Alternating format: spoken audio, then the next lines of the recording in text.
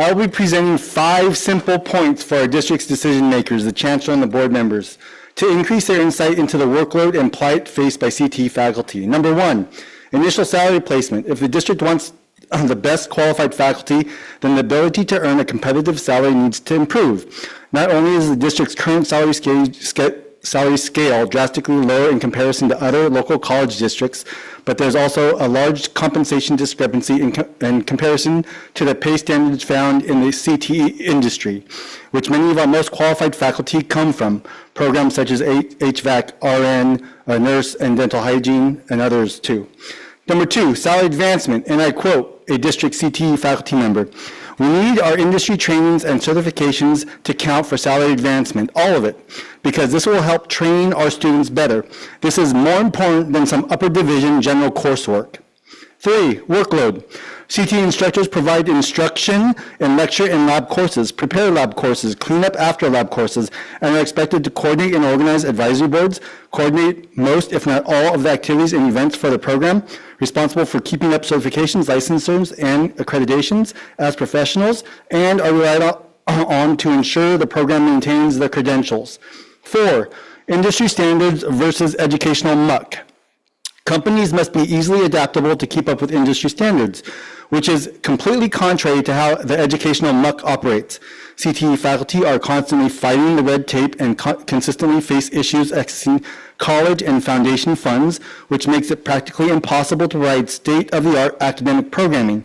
Within educational systems, and especially within our district, everything is done at a slower pace in comparison to industry, such as hiring, firing, acquisition of technology, new equipment, and changing processes. Industry timeline is now. District timeline is in 6 months to a year, and by that time, the industry is moving on to the next latest and greatest, which results in antiquated, slow, and obsolete academic programming.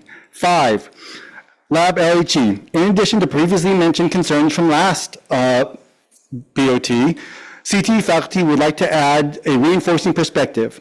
Could you imagine all of our CTE program graduates entering their careers and workforce being told, in this industry, you only receive credit for 45 minutes of every hour you work, or that the starting minimum wage will be reduced by 25% since they will only get credit for working 75% of the time. Once again, in every other profession, the industry standard is 1 hour worked is 1 hour of work credited or paid.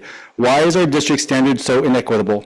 Finally, all of these issues lead to other problems, such as difficulty hiring CTE instructional positions, burnout, and most of all, CTE faculty not being valued or supported. Thank you.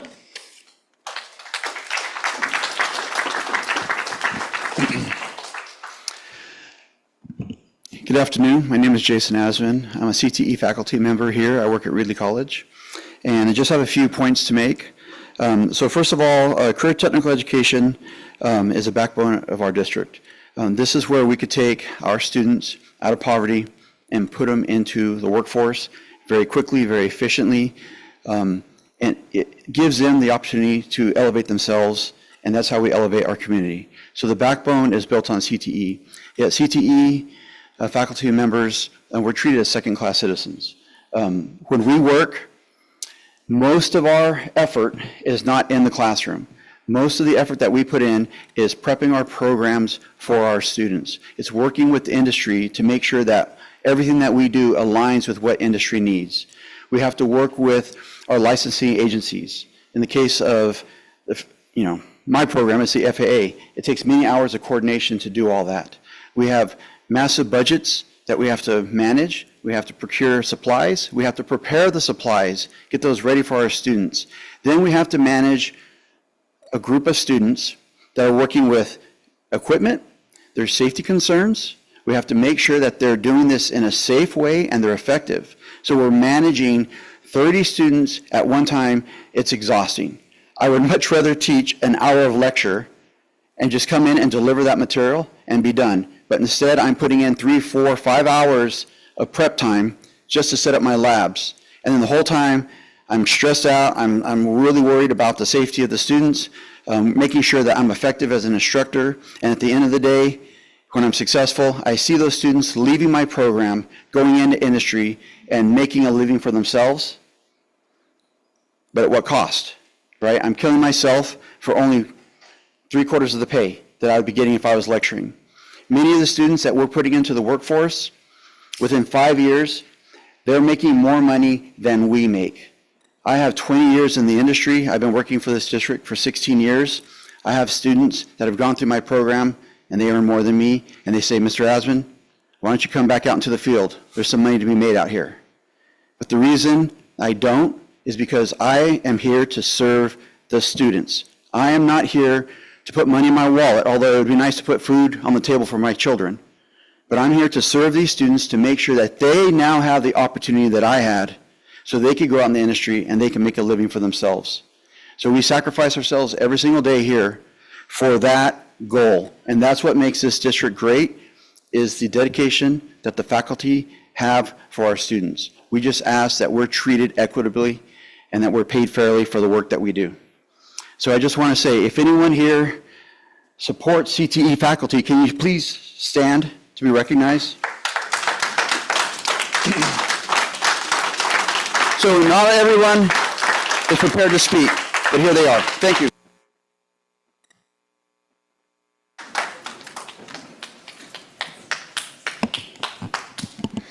Good evening, trustees, chancellor, and members of the public. My name is Elizabeth Mosqueda, and I am a proud career technical education or CTE faculty member at Madera Community College. I only have 3 minutes, but that's hardly enough time to describe how exhausting it has become to continually plead for the same fairness, resources, and recognition that ensure all programs, including CTE, are valued equally. First, on salary advancement. CTE faculty must stay current with certifications and industry training just to keep programs relevant and aligned with workforce demand. Yet the district refuses to count these towards salary advancement. I could take a class in English or history and move up the scale, but not in an OSHA certification, irrigation design training, or pesticide applicator update that directly benefits my students and the community. That's absurd for a district that claims to value career education. Next, on initial placement. When we're hired, we take a huge pay cut from our industry. Many of us could earn 2 to 3 times more outside education. When I was offered this job, HR wouldn't even tell me how my salary was going to be until after I said yes. I was incredibly anxious about accepting under those circumstances and almost said no. Third, we've now learned that we are the lowest paid yet most highly educated faculty in the Central Valley. No surprise. Our chancellor's salary exceeds her regional peers by nearly $100,000. Meanwhile, faculty are losing ground at every level: placement, advancement, and workload inequities. Next, on workload. Madera CTE faculty don't just teach. We prep labs, maintain facilities, acquire equipment, make sure it's handled safely, and work on compliance, and manage budgets, often with little or no support. At Madera, we are fortunate to have 1 CTE lab technician, but that single position is expected to support plant science, ag business, mechanized agriculture, machining, welding, industrial technology, and truck driving.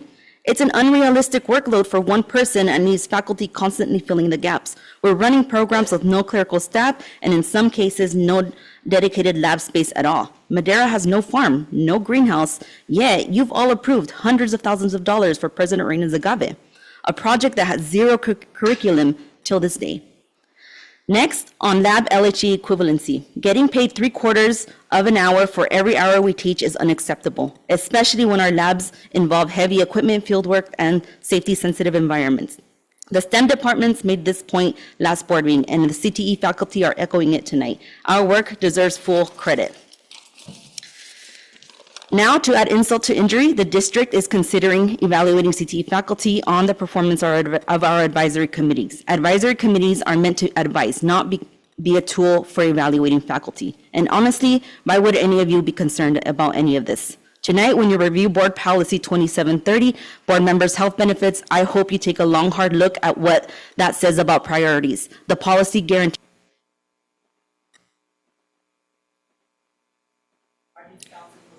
Ma'am, your time is up.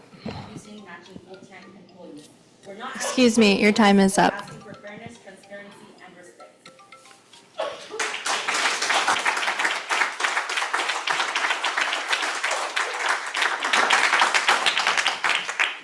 All All right, I'm back again, but I am now David Barnes. I'm an instructor at Fresno City College in the HVAC program. I came through HVAC right out of high school in fall 2000 and started my HVAC career the next semester in spring of '01, working for a friend of mine while going to school. The thing I always appreciated about my instructors at the time was that he was still working in HVAC while he was teaching. This ensured that we got the most up-to-date information about technologies and equipment coming out, and it was not in the textbook. In my last job at HVAC, I was involved in the hiring process for the service department. The students we interviewed from Fresno City College's HVAC program were always at least a step above the students from other programs in the area. The district should be proud of what this program has been producing for decades. I am. When I got an opportunity to come teach here, I had the desire to continue to provide the highest quality of technicians to our field. I saw this job as an opportunity to use my 24 years of experience that I had accumulated working in this industry to create the next generation of HVAC technicians. I was surprised, though, to find out that only half of the years of experience that I have were seen as beneficial to the district due to the cap on initial placement at Step 6. The message being sent to students is that someone with 12 years of experience is good enough to provide the best education. Shouldn't the goal be to find the best instructor to provide the students with the best opportunities? While we all have the same opportunity to apply for the job, there should be a difference in the compensation for the position based on the additional experience. On that note, I also want to address salary advancements for CTE programs. When looking at the contract, most of the CTE programs fall into Schedule C, which is for disciplines requiring any bachelor's degree or associates with professional experience. Never in my career have I needed a degree. When I came here to teach, I went back to school and got my bachelor's degree in business administration to get to Class 2. But for me to advance to the next class, I would have to take another 30, then 60, then 75 units to get up to Class 5. I have several industry-recognized certifications that I've worked very hard to get, and I maintain them over the course of my career. I would like to ask the board to consider giving CTE instructors equality for our salary advancement opportunities. Think of the student impact. Are the students going to benefit more from a CTE instructor doing continuing education to maintain industry-specific certifications and remain current in their field of study, or from the instructors taking an upper division class that has nothing to do with the industry in question? Each of my certifications, and I hold 7, take at least 8 hours a year in continuing education in that subject to maintain. In the private sector, technicians are given raises based on these certifications. How are we going to attract top-level people from the industries of our programs if we cannot even offer them a salary that is comparable to what they were earning at the top of their industry? I took a 25% reduction in pay coming here to teach compared to my last full-time position in the industry. I ask you to help us continue to provide the highest level of education to our students by giving more weight to industry-specific certification, continuing education credits. Thank you for your time. David Barnes.